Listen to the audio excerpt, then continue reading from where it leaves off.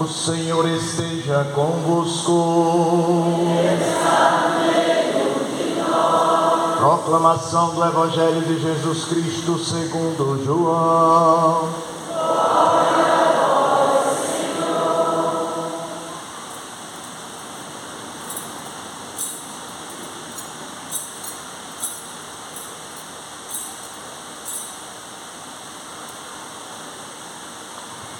Ao anoitecer daquele dia, o primeiro da semana, estando fechadas por medo dos judeus as portas do lugar onde os discípulos se encontravam, Jesus entrou e, pondo-se no meio deles, disse: "A paz esteja convosco." Depois destas palavras, mostrou-lhes as mãos e o lado. Então os discípulos se alegraram por verem o Senhor. Novamente Jesus disse: "A paz esteja convosco. Como o Pai me enviou, assim também eu vos envio." E depois de ter dito isto, soprou sobre eles e disse: "Recebei o Espírito Santo. A quem perdoardes os pecados, eles lhes serão perdoados. A quem os não perdoardes, eles lhes serão retidos." Tomé, chamado Dídimo, que era um dos 12, não estava com eles quando Jesus veio. Os outros discípulos contaram-lhe depois: "Vimos o Senhor." Mas Tomé disse-lhes: "Se eu não vir a marca dos pregos em suas mãos, e se eu não puser o dedo nas marcas dos pregos, e não puser a mão no seu lado, não acreditarei." 8 dias depois, encontravam-se os discípulos novamente reunidos em casa, e Tomé estava com eles. Estando fechadas as portas, Jesus entrou, pôs-se no meio deles e disse: "A paz esteja convosco." Depois disse a Tomé: "Põe o teu dedo aqui e olha as minhas mãos. Estende a tua mão e coloca-a no meu lado, e não sejas incrédulo, mas fiel." Tomé respondeu: "Meu Senhor e meu Deus." Jesus lhe disse: "Acreditaste porque me viste? Bem-aventurados os que creram sem ter visto." Jesus realizou muitos outros sinais diante dos discípulos que não estão escritos neste livro, mas estes foram escritos para que acrediteis que Jesus é o Cristo, Filho de Deus, e para que, crendo, tenhais a vida em seu nome. Palavra da salvação. Glória ao Senhor. Acreditaste, Tomé, porque me viste.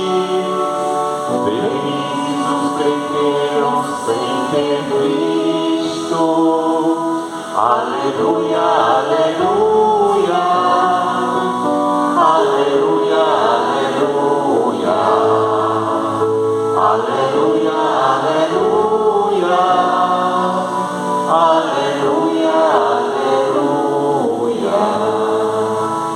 Meus irmãos, minhas irmãs, ainda estamos vivendo a alegria da Páscoa.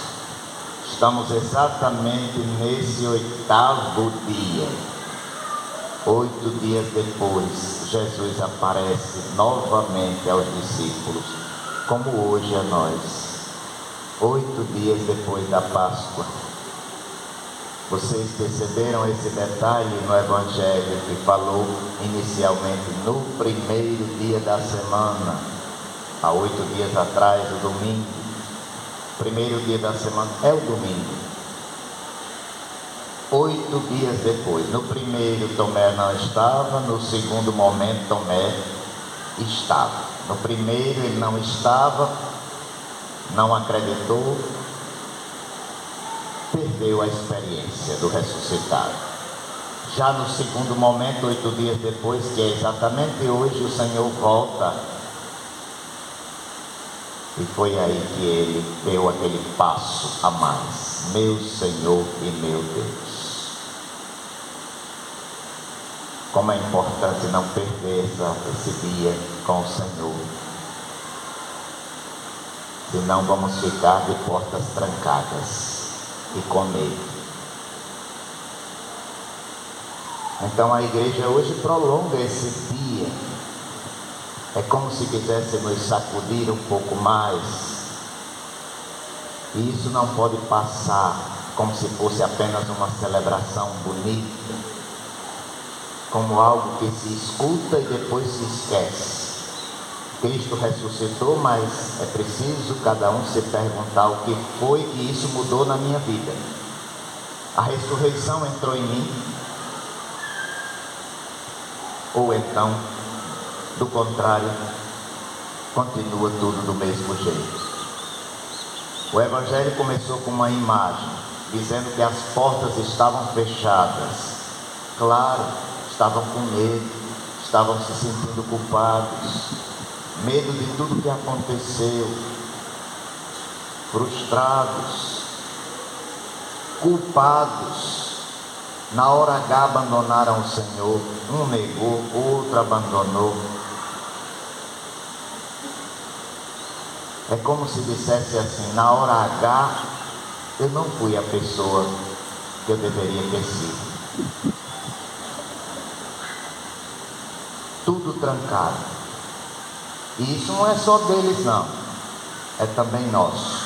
Que na vida concreta, às vezes a gente reza, participa da igreja, comunga, mas ainda existe alguma área ou outra do nosso coração que está fechada. Essas portas fechadas, elas são também espiritualmente, talvez somente espiritualmente para nós. E de verdade isso acontece. Às vezes a gente participa, reza, comunga na igreja, mas não muda nada. Se confessa, mas não decide mudar de verdade. Ouve a palavra, mas fica justificando. Sabe que precisa abandonar alguma coisa, não abandona. Se for assim, Jesus vai encontrar sempre a porta fechada. Ele não espera que os discípulos estejam bem. Ele não exige explicações. Ele não cobra. Ele não fica passando em rosto o passado. Simplesmente ele entrou no meio e disse: a paz esteja convosco. E isso significa misericórdia. Sem saber, sem querer saber quem nós somos, até porque ele já sabia, ele simplesmente oferece a paz. Entra no meio e oferece a paz. Isso é misericórdia. Deus é muito bom. E ser misericordioso não é fingir que nada aconteceu, mas é entrar na nossa miséria sem nos esmagar, sem destruir a pessoa. Oferece para nós um recomeço, uma chance. Há também um detalhe: Tomé não estava lá, como eu disse, e por isso não viu. É muito simples isso, como eu acabei de falar no início. Não precisa nem de muita coisa para explicar aquela falta de Tomé no primeiro momento. E porque não está, não vê. Repito: quem não participa, não experimenta. Quem se afasta, perde.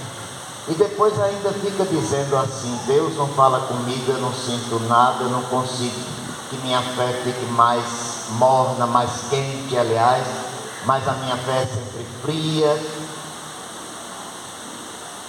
Mas também não se coloca, não está, não persevera, não se compromete. Como vai querer algo diferente? Quer um encontro com o Senhor, mas vive ausente. Quer uma experiência com o Senhor, mas não está onde ele deveria estar. Tomé acaba se tornando o retrato de muitos de nós. Aquelas pessoas que ficam pedindo provas, mas não estão presentes. Quer ter uma certeza, mas não quer se comprometer com o Senhor. E no entanto, meus irmãos, a misericórdia de Deus é imensa. É imensa. 8 dias depois, no domingo, Jesus está de volta. Jesus não descarta ninguém. Jesus voltou por causa de Tomé também, não é? Não descarta Tomé. Ele não desiste, ele não abandona, ele não fecha a porta, ele retorna. Sabe como se chama isso? Misericórdia também. Isso é misericórdia. Deus insiste conosco, Deus nos chama de novo, Deus nos dá outra oportunidade, mas é preciso acolher uma verdade que precisa ser dita para cada um de nós. Dessa vez, Tomé estava lá. Deus volta, mas cada um precisa voltar também. Tomé estava lá. Tomé deu esse passo. Não faltou. Não vai existir encontro com o ressuscitado para quem permanece ausente. E eu estou falando desse momento aqui. Jesus que escolheu a comunidade reunida no domingo para ele aparecer e oferecer sua paz e oferecer o seu corpo e sangue. Ele que escolheu. Ah, mas eu tenho minha experiência lá no meu quarto, eu rezo também, padre. Sim, que coisa boa, experiência de Deus. Eu estou falando da experiência com o ressuscitado, escolhida por ele mesmo, aparecer no momento em que a comunidade está reunida, e eu não posso dar desculpa para não estar presente. Vejam, não existe fé para quem vive afastado. Uma fé viva que eu estou falando, não é uma fé de qualquer jeito, estou falando uma fé viva. Cristo, ele não apareceu a Tomé de forma isolada, no conforto lá da ausência dele, não. Ele apareceu na comunidade reunida, no domingo, na igreja. E isso, como eu disse, desmonta aquela ilusão de que alguns pensam que podem viver um cristianismo sozinhos. Não existe cristianismo vivido sozinho. Não existe a fé do meu jeito, como muita gente diz. Não tem isso. Sem compromisso com o encontro real com o Senhor, não existe essa fé. Eu estou falando fé em Jesus. Meus irmãos, e quando Jesus vem, ele não faz um discurso longo, não entra em debate, ele mostra simplesmente as chagas. Coloca aqui o teu dedo. É como se dissesse: você quer prova? Olha aqui onde foi o meu amor. Até onde foi o meu amor? Jesus não explica com palavras. Jesus simplesmente mostra até onde ele foi capaz de ir por nós. E aquilo deve ter questionado muito Tomé, que faltou no primeiro dia, que não fez questão de estar no primeiro dia. Olha aqui, até onde vai o meu amor? É como se dissesse: e o seu? O que é que você pode fazer? Como é a sua presença na minha vida? Ali estava o preço do amor do Senhor, naquelas chagas, naquelas feridas. Meus irmãos, o problema muitas vezes não é a falta de prova, isso nós temos. O que falta é a entrega nossa, da nossa parte. Muitas vezes queremos ter fé, mas não queremos mudar, não queremos conversão. Queremos que a paz chegue na nossa casa, mas sem mexer naquilo que está errado, sem mudar o que está errado. Às vezes a gente quer a misericórdia, mas não abandona aquilo que destrói a misericórdia. Não abandona a miséria, o pecado. Quem quer misericórdia sem mudança de vida não entendeu o Evangelho. A misericórdia não é aquela anestesia que dá na consciência para que a pessoa depois continue o mesmo. Não. Não é assim. A misericórdia é uma força que nos levanta, mas levanta quem decide se levantar. Se você decide se levantar, sair do chão, porque tem gente que prefere ficar no chão, mas a misericórdia de Deus é uma força dada a quem diz: eu quero essa misericórdia, eu quero me levantar, eu não quero só anestesiar a consciência e achar bom. Então ela é essa força que me eleva do chão, mas se alguém não quer, o Senhor não arromba a porta para entrar aonde alguém está travado, fechado. Enquanto a pessoa fica se justificando, adiando, se escondendo, um dia eu mudo, um dia eu volto para a igreja, é sinal que as portas estão fechadas para o Senhor. E não adianta dizer que Deus não entra. Tem gente que diz: Deus me esqueceu, Deus não entra na minha casa, Deus não olha o que está acontecendo. Ele entra, mas ele entra onde ele é acolhido, onde é acolhido de verdade. Diante disso, Tomé, ele não argumenta mais, ele não discute. Quando ele vê a ferida, ele nem se explica, ele se rende e diz: meu Senhor e meu Deus. Deve ter pesado muito, não é? Meu Senhor e meu Deus. A fé verdadeira, ela começa quando acabam as desculpas, aí começa a fé. E isso aqui nos atinge profundamente. Quantas vezes, meus irmãos, quantas vezes nós já faltamos, não apenas fisicamente, eu estou falando também interiormente. Tem gente que está, mas não está totalmente. Não é só estar geograficamente. Estar com o Senhor também é uma questão espiritual. O que adianta estar pela metade? Não está todinho. Quantas vezes nos afastamos, esfriamos, deixamos de estar onde deveríamos estar? E mesmo assim Deus não desistiu de nós, Ele está aqui de novo, hoje, agora. E a pergunta não é se Ele veio, a pergunta é: você está? Você está de verdade aqui? Ou é apenas uma aparência?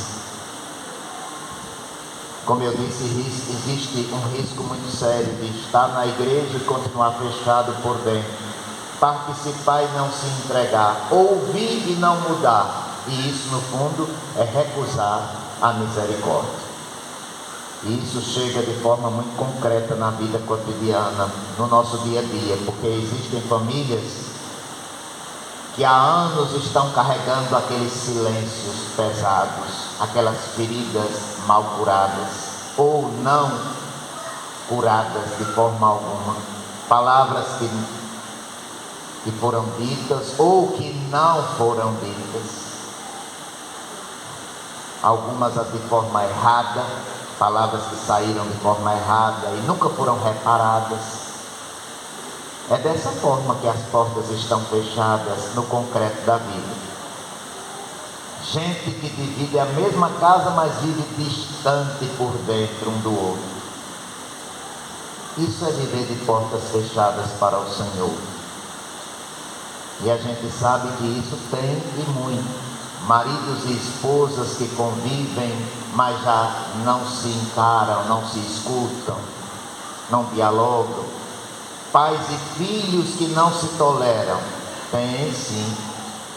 Pessoas que não se encontram de verdade. É mais do que passar um pelo outro. E muitos esperam que o outro mude primeiro, que o outro peça perdão, que o outro dê o primeiro passo. Mas a misericórdia começa quando alguém decide abrir a porta por dentro. Enquanto cada um permanece fechado, a casa pode até ficar de pé, mas o coração já desmoronou há muito tempo. E também, meus irmãos, na vida pessoal, Quantas pessoas vivem presas aos vícios, aos hábitos errados, escolhas que sabem que estão destruindo esse encontro com o Senhor, mas continuam adiando a decisão de mudar. Sabem que precisam cortar, que precisam recomeçar, que precisam procurar ajuda, se confessar também, retomar a vida, essa caminhada cristã, mas vão empurrando devagar para frente, justificando. Depois eu vejo isso, mais na frente eu mudo, e o tempo passa, a alma vai ficando mais encolhida, endurecendo, e a pessoa começa a achar normal viver de portas fechadas, viver travada diante do Senhor. Isso não é vida nova, não é vida de quem foi atingido pela ressurreição. É apenas uma sobrevivência espiritual, vai sobrevivendo. Por isso hoje você não saia daqui igual ao que entrou. Pare de ficar só administrando a própria miséria. Também pare de justificar aquilo que você sabe que está errado.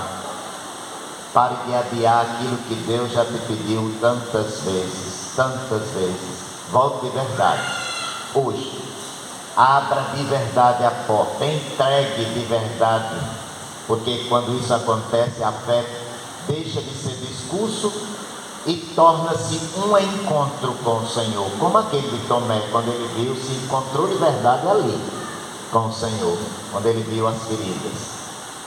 Como Tomé, não por repetição automática, mas por experiência, nós também podemos dizer: meu Senhor e meu Deus. E a partir daí, não viverá mais como alguém fechado, mas como alguém que foi atingido, como alguém que foi quebrado e reconstruído pela misericórdia de Deus.